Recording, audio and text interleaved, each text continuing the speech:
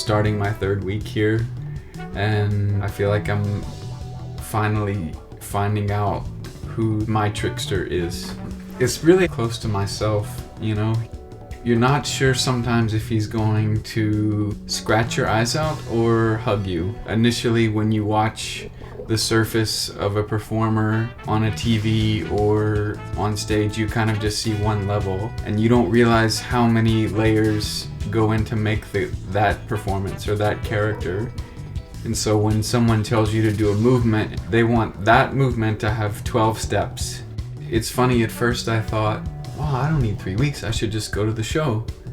And now, after I've been here working with Mishu, my acting coach, who's amazing and points out so many little details that you overlook, and Helene, who's working with me on dance and movement, they come up with little details that you're not gonna think of yourself. If you have a reason to do what you're doing on stage, then it brings more life to the character.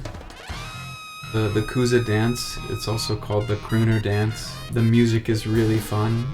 There's also a story behind the dance, you know? So first, learning this dance, you just kind of learn the basic steps, and then you keep adding more and more layers until you're actually telling a story. It's almost like if you had a couple of glasses of champagne at your house, and then were just dancing around by yourself and seeing all kinds of people. There are certain moments where I realize I'm not trying to be the character. I am at that moment the character, and that's always really fun. Now I absolutely think I needed the 3 weeks as a minimum, you know.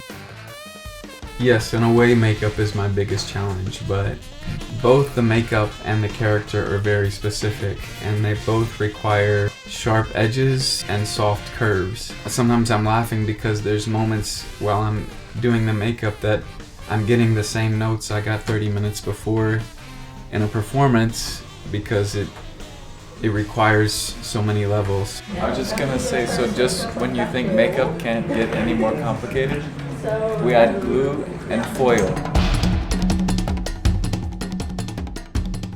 Just now when I was doing my makeup session, it kind of hit me like, oh right, like all of this is for an actual show, you know? It's not just 3 random weeks in Montreal for nothing. Any performer, you know, we all have egos, and sometimes we all think we're better than we are.